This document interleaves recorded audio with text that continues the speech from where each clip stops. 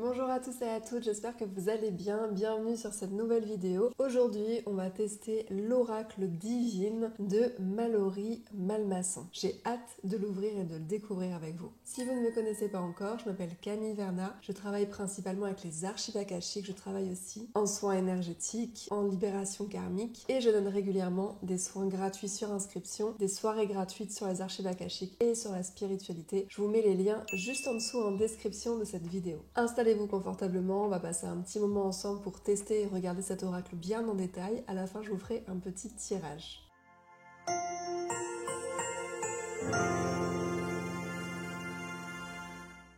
Donc un oracle assez massif, hein. On est sur une boîte qui fait 17 cm, il est assez lourd, donc il est illustré par Marion Blanc et déjà l'illustration de couverture a l'air absolument magnifique. Vous avez le titre qui est surligné en doré et plusieurs petites dorures comme ça sur la couverture, sur la boîte. C'est déjà très joli. Alors il est édité aux éditions Contredire, je ne connais pas du tout cette maison d'édition, peut-être que j'irai un petit peu regarder ce qu'ils ont fait d'autre. Mallory Malmasson, l'autrice, elle est très connue en spiritualité, mais elle a arrêté toute activité parce que je crois qu'elle était un peu dégoûtée de ce qui était devenu la spiritualité, le New Age, le fait que ce soit très à la mode. Ça faisait aussi 10 ans qu'elle parlait de ce thème-là et donc elle a arrêté toute activité à ce sujet. Donc Mallory nous dit « Cet oracle est un formidable outil de croissance personnelle à l'attention de toutes les femmes. Il vous accompagnera dans la rencontre, l'expression et la guérison de votre féminin sacré, grâce à des clés, des messages et des exercices. Poétique et ludique, il est composé de 43 cartes, sublimes et inspirantes réparties en 7 familles, chacune incarnant l'énergie d'un archétype féminin, comme l'Amazone, la matriarche, la femme sensuelle ou encore la femme mystique. À travers chaque archétype et grâce aux différents tirages présentés dans le livre d'accompagnement, vous penserez vos blessures et découvrirez vos ressources cachées, vos qualités, vos parts d'ombre et vos potentiels vibratoires relationnels. Jour après jour, explorez les nombreuses facettes du féminin sacré qui sommeillent en vous. Vous pourrez ainsi dévoiler toute la richesse et la puissance magique qui vous habite en tant que femme sacrée. Donc on a bien compris qu'on était sur un oracle autour du féminin sacré, avec tous les archétypes qui composent le féminin sacré, les parts d'ombre, les parts de lumière. Et si vous vous posez la question, il coûte 27 €, donc c'est un petit peu plus élevé que la plupart des oracles. Mais comme je vous disais, on est sur un gros coffret, quelque chose d'assez massif. Le livret aussi est assez massif, il fait 224 pages, donc c'est un gros livret. Ça justifie aussi le prix un petit peu plus élevé. On est sur une ouverture assez classique, une ouverture en cloche. Et sur les côtés, je ne sais pas si vous avez vu, mais on a toutes les phases lunaires, ça c'est sympa. Et à l'intérieur de l'oracle, là on est plus sur du lunaire et du solaire. C'est sympa aussi d'avoir pensé à décorer l'extérieur de la boîte, même s'il n'est pas visible lorsqu'elle est refermée.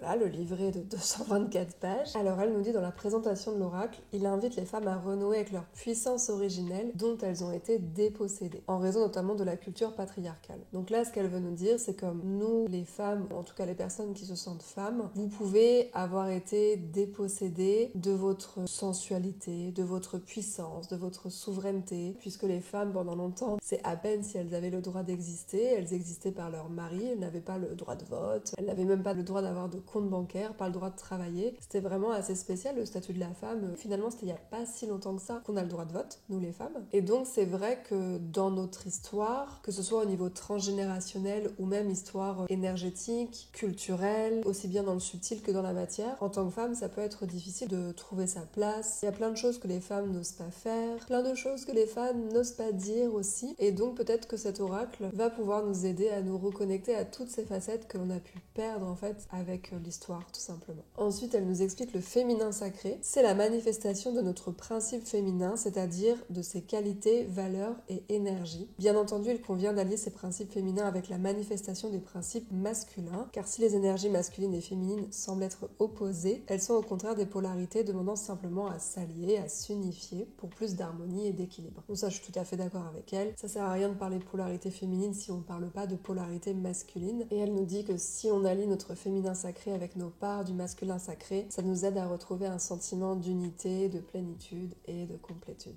Moi, je trouve que ce sont des thématiques super intéressantes. Ce sont des thèmes qui vont être intéressants à travailler en présentiel, par exemple avec des femmes, des cercles de femmes et même pourquoi pas des cercles mixtes avec des hommes pour avoir des avis différents, des expériences différentes. J'ai hâte de voir ce que l'oracle va nous présenter par rapport à ça. Alors, cet oracle est composé de 43 cartes avec 7 familles de cartes différentes et on voit cette famille de cartes avec des couleurs différentes et dans chaque famille, on a 6 catégories de cartes. Au niveau des familles, on a la famille Amazone, matriarche, femme-enfant, la femme maternelle, la femme sensuelle, la femme accomplie et la femme mystique. Donc là, on est plutôt sur des familles archétypales. Amazone, la matriarche, ça parle beaucoup à notre inconscient. Ensuite, dans les catégories, on a les cartes ressources et qualités, les cartes blessures, les cartes relations, amour, sexualité, les cartes ombre. J'espère bien qu'on a des cartes ombre dedans. C'est intéressant de ne pas avoir un oracle qui va être avec que des cartes très positives, d'avoir aussi des facettes avec un peu plus de relief, des cartes chakras et des cartes connaissance et expression de soi. Il y a aussi une carte spéciale hors famille, hors catégorie, qui s'appelle la carte déesse. Alors est-ce que quand tu tires cette carte, tu as ascensionné au rang des dieux et des déesses? Je ne sais pas. Alors elle nous dit, un archétype est une représentation symbolique d'un modèle, d'une énergie présente au sein de la société. En d'autres termes, un archétype représente une figure emblématique qui a compté dans l'histoire et dont le profil a été répété au fil du temps. Chaque archétype véhicule des qualités et des valeurs, porte des mémoires et des blessures, incarne des attributs et une mission, et il est entretenu dans l'inconscient collectif. Et elle nous dit que le but est de développer ces archétypes-là en nous, qu'ils ont vocation à rayonner de leur plein potentiel, à révéler notre féminin, à guérir nos blessures, et aussi les abus et les dominations que l'on subit depuis longtemps. Je pensais pas que cet oracle serait autant engagé, finalement je suis assez surprise. Et elle nous dit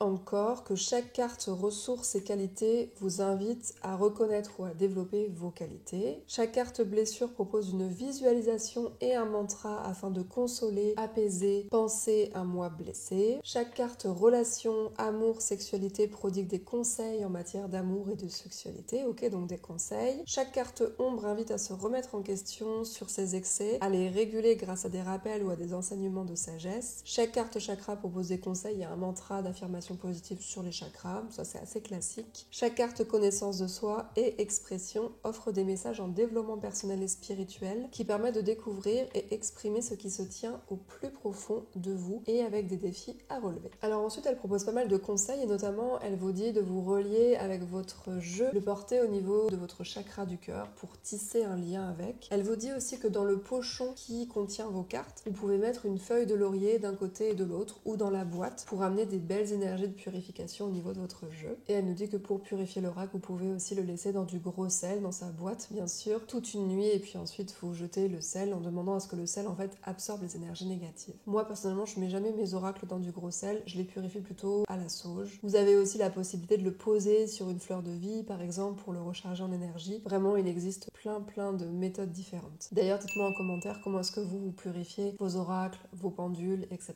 Ça pourra toujours aider différentes personnes qui lisent les commentaires et peut-être leur donner des idées. Ensuite, au niveau des tirages, alors elle nous propose un tirage simple, vous mélangez toutes les cartes et vous tirez une carte pour avoir un message. Elle nous propose un tirage spécial compréhension. Donc là, vous allez séparer les cartes en 7 familles, les 7 familles qui sont données dans le livret, et vous allez tirer une carte par famille. Ensuite, elle nous donne un tirage, elle appelle ça le tirage évolution, où vous tirez 3 cartes, toutes les cartes mélangées, et la première carte c'est le mois 1, la deuxième carte c'est le mois 2, la troisième carte c'est le mois numéro 3. Et un quatrième tirage qu'elle appelle le tirage spécial direction, où là vous allez tirer 4 cartes. La première carte c'est la première semaine, la deuxième carte deuxième semaine, troisième carte troisième semaine et quatrième carte quatrième semaine, vous avez compris. On va regarder les cartes. Le dos est absolument sublime. On a des soleils, on a la lune, on a un œil fermé, un œil ouvert. On retrouve également de très belles dorures. Ce qui serait intéressant quand même, c'est de savoir pourquoi ces symboliques ont été choisis. Est-ce que la lune, le soleil, ça a une signification particulière pour l'autrice? Moi j'aime bien savoir ce genre de choses-là, mais pour l'instant dans aucun oracle que j'ai regardé, j'ai vu l'explication. L'indépendante, la menacée, l'autonome, l'indomptable, l'enraciné, avec un beau cerf. J'ai le cerf en ce moment qui me poursuit, qui revient beaucoup en signe, en rêve, donc ça me fait sourire de voir cette carte. La déterminée, la loyale. Alors là, je pense qu'il y a un bug au niveau des cartes parce que j'ai 2 cartes 6, donc à mon avis, celle-là, ça doit être la 7. La dépréciée, l'engagée, la querelleuse, la tantrika, la dévouée, la réceptive, l'abusée, l'indécise, l'égocentrique, la passeuse, la guide, l'aimante, avec un beau serpent, une belle lune. Encore une fois, beaucoup de symboles. Est-ce que ces symboles vont être expliqués? On verra. La carencée, l'inconditionnelle, l'invasive, la guérisseuse, la généreuse, l'alchimiste, la méconnue, la muse, avec un beau coquillage, une belle coquille Saint-Jacques, et des roses, l'envoûtante, l'expressive, la créative, la sage, avec une belle chouette. Est-ce que vous savez de quelle déesse la chouette est-elle l'animal favori? Je vous laisse me répondre dans les commentaires. L'abandonnée, la raisonnée, avec un beau casque. Je vais aller voir aussi si le symbole est expliqué. L'exigeante, l'extra-lucide, la guerrière, la paisible, la délaissée, la solitaire, la farouche, avec des orques, je sais pas pourquoi des orques, l'oracle, l'alignée, et enfin la déesse. Alors pour l'instant au niveau des illustrations, mon avis c'est qu'elles sont très belles. Par contre j'ai un peu du mal avec la texture des cartes, je sais pas pourquoi. Déjà les cartes sont assez grandes, alors moi j'ai des petites mains donc c'est un peu galère. Il y a des très belles dorures sur les côtés des cartes, ça c'est super, elles sont vraiment magnifiques. Mais je sais pas pourquoi au niveau de la texture de la carte, ça me fait tout drôle, c'est bizarre à prendre en main. Je sais pas, c'est pas comme d'habitude en fait. Bon, c'est peut-être que moi qui a ce ressenti-là. Sinon, au niveau des illustrations, c'est joli, les portraits des femmes sont beaux. Simplement, lorsqu'il n'y a que des symboles, je suis presque un peu déçue. J'aime beaucoup en fait lorsqu'il y a des portraits de femmes sur les illustrations des cartes. Le jeu des couleurs est très beau, c'est vraiment très bien choisi au niveau de l'harmonie, de la direction artistique de l'oracle. Le fait aussi d'avoir plusieurs familles avec plusieurs couleurs de cartes, ça aussi je trouve ça très très chouette. Et moi je vais vous proposer de faire le tirage à 3 cartes, de voir sur les 3 prochains mois quels sont les messages que vous pouvez recevoir. Je vais mélanger, vous allez penser très fort à votre question, à ce qui se passe dans votre vie, les réponses que vous aimeriez avoir peut-être. Et je vous rappelle qu'on tire 3 cartes pour avoir une vision sur les 3 prochains mois.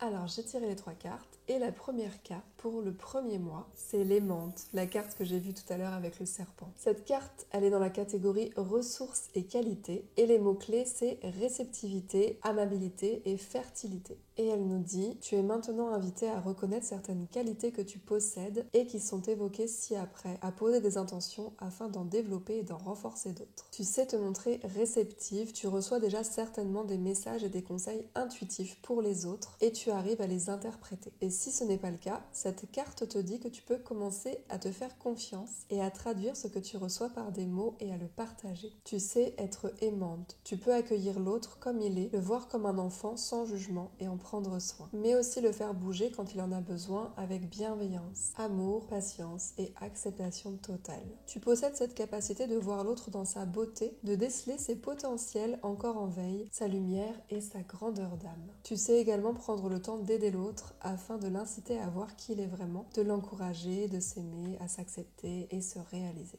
Tu sais être fertile, fertile dans le sens de porter et de nourrir tes projets. Tu sais également être une sage-femme pour les autres, c'est-à-dire savoir les aider à accoucher de leurs projets, les aider à en prendre soin, à les nourrir lorsqu'ils sont encore en gestation. Donc une carte extrêmement positive pour ce premier mois. Deuxième carte, l'inconditionnel. Elle est dans la catégorie relations, amour et sexualité et les mots-clés sont amour, don, limite et préservation. Tu es invité à rééquilibrer tes relations envers toi-même et envers les autres. Choisis sur quoi travailler en posant des intentions ou en t'axant sur des points énoncés après. Et ensuite elle nous dit relations amicales et ou amoureuses. Je cesse de chercher des personnes à materner. Je me méfie des personnes narcissiques qui peuvent abuser de moi et me rabaisser. Je m'affirme face aux personnes qui essaient de me façonner à leur manière. J'arrive à dire non. Ça, je pense que ce mantra, je vais me le répéter parce que je ne sais pas dire non. Je suis quelqu'un qui dit oui constamment. Je ne souffre plus pour les autres. J'apprends à garder du recul par rapport à ceux qui le vivent. J'arrête de m'apesantir et d'avoir mal pour eux. J'évite les relations de codépendance, donc toutes les relations toxiques. J'arrête de me sacrifier pour les autres. Celle-là aussi, je vais me l'encadrer. J'évite les personnes trop demandeuses qui vont me vider de mon énergie. Vous savez, là, les vampires énergétiques. Je suis ma meilleure amie. Je reste présente pour moi-même et j'apprends à aimer, à rester seule en ma propre compagnie. Enfin, ça, moi, j'ai eu des longues périodes où j'avais du mal à rester seule. Maintenant, ça va mieux. Et cette carte te propose de mettre plus de tendresse dans tes relations sexuelles, plus d'affection et de douceur, sans tomber dans le besoin enfantin d'être cajolé. Ça me fait penser que Mallory Malmaison, elle a écrit un livre sur la sexualité sacrée, Foufoune cosmique. Je sais pas si vous l'avez déjà lu, et dites-moi en commentaire si vous le connaissez, s'il est bien, si vous me le recommandez, et si jamais vous avez envie que je l'achète pour vous faire un avis, je vous ferai ça avec grand plaisir. Parce que c'était trop marrant ce livre Foufoune cosmique, mais j'ai jamais osé l'acheter. Donc plutôt un message très positif pour votre deuxième mois. Relations, amour, sexualité, préservation aussi, ça c'est important. Et pour notre troisième mois, j'ai tiré la carte l'expressive. Catégorie chakra, bon j'imagine qu'on est sur le chakra de la gorge. Mots-clés, beauté, magie, expression. Cette carte t'invite à te reconnecter à ton chakra de la gorge, à exprimer qui tu es vraiment au plus profond de ton être, mais aussi à t'exprimer en tant qu'être spirituel, en tant qu'âme. Exprime les plus belles facettes de ton être par le biais de ce qui te plaît, comme la danse, le chant, le dessin, le jardinage, la cuisine, etc. Mets-toi en lien avec ta magie intérieure, voire avec la féerie, et reste connecté à elle. Ensuite, elle nous propose un exercice de visualisation, de visualiser une lumière bleue au niveau de la gorge, et un mantra qui nous dit « J'exprime toutes les facettes lumineuses de ma personnalité avec justesse. J'exprime ma créativité qui se veut inspirante et vivifiante pour moi et le monde qui m'entoure. » Alors en général un mantra c'est 2-3 mots, là c'est vraiment une longue phrase, donc ça peut être intéressant à écrire et à garder en tête. Donc le message pour ce troisième mois à venir, c'est d'amener de l'expression dans votre chakra de la gorge, d'amener de la lumière, d'exprimer qui vous êtes au plus profond de vous, de rayonner en fait qui vous êtes vraiment. Écoutez, j'espère que le tirage vous a plu, je l'ai trouvé intéressant, extrêmement positif et j'étais presque déçue, j'avais envie de tirer des cartes sur les ombres, mais j'ai été feuilleter le livre pour voir les cartes d'ombre, de quoi elles parlent, comment elles sont formulées. Et j'aime bien aussi de voir ce relief dans les oracles, qu'il n'y ait pas que des cartes avec amour, douceur, etc. Qu'il y ait aussi des cartes un peu différentes. Donc là, ça s'est pas présenté dans le tirage aujourd'hui. Mais si vous avez envie qu'on se fasse d'autres tirages avec cet oracle, eh bien dites-le moi. Ce sera avec plaisir que je vous en ferai. Mais du coup, j'ai pu voir les cartes d'ombre et elles ont l'air aussi intéressantes. Donc, c'est pas forcément mon oracle favori. C'est hyper intéressant si on travaille sur le féminin sacré. Les archétypes aussi sont intéressants. Ce qu'elle propose dedans a l'air assez documenté. En tout cas, il y a des choses assez variées dedans. Je pense que là, pour l'instant, c'est pas un oracle coup de cœur. Je me dis pas, oh là là, cet oracle il est incroyable, je vais le garder. Mais j'aimerais bien voir ce qu'il donne avec le temps, de faire parler un petit peu les cartes entre elles. Après, j'ai d'autres oracles qui vraiment, eux, présentent les archétypes, qui vont être beaucoup plus documentés, beaucoup plus sourcés, faits avec des psychologues, etc. Si ça vous intéresse, ce type d'oracle-là, qui sont beaucoup moins connus, qui sont un peu plus pour des personnes déjà aguerries ou qui connaissent un petit peu les sujets, dites-le moi et puis j'essaierai de vous les mettre en commentaire ou de vous les présenter dans une vidéo, de vraiment vous faire une vidéo sur ces oracles-là qui parlent des archétypes. Du coup, celui-là me paraît un petit peu plus léger, mais ça peut être aussi une bonne piste pour commencer à travailler avec les archétypes quand on débute. Que dire de cet oracle? Les illustrations sont vraiment très belles, il y a juste la matière des cartes qui me fait un petit peu tout drôle, mais voilà, il est très beau, il y a des belles couleurs, c'est très très doux, c'est assez pastel. Encore une fois, il y a plein de symboles partout sur les cartes, mais pas tellement d'explications sur les symboles de pourquoi ils ont été choisis. Mais bon, ça, je sais pas si un jour j'aurai une réponse. Peut-être que c'est l'illustrateur qui, lui, se laisse bercer par ce qu'il peut voir, par son intuition, je ne sais pas. Peut-être que c'est l'autrice qui donne une direction, des idées, et que du coup le symbole a une signification pour elle, mais qu'elle ne nous le dit pas, et pour le coup je trouve ça un peu dommage. Donc voilà, toujours moi et mes histoires de symboles. En conclusion, pour le prix de 27 €, je sais pas si je vous conseillerais absolument cet oracle, je pense pas que ce soit un oracle absolument à avoir dans sa bibliothèque, mais si le sujet des archétypes, du féminin sacré, du travail de l'ombre et de la lumière vous intéresse, pourquoi pas venir travailler et expérimenter avec cet oracle. Merci à vous d'avoir regardé cette vidéo, je vous embrasse très très fort, prenez bien soin de vous et je vous dis à très vite, des bisous.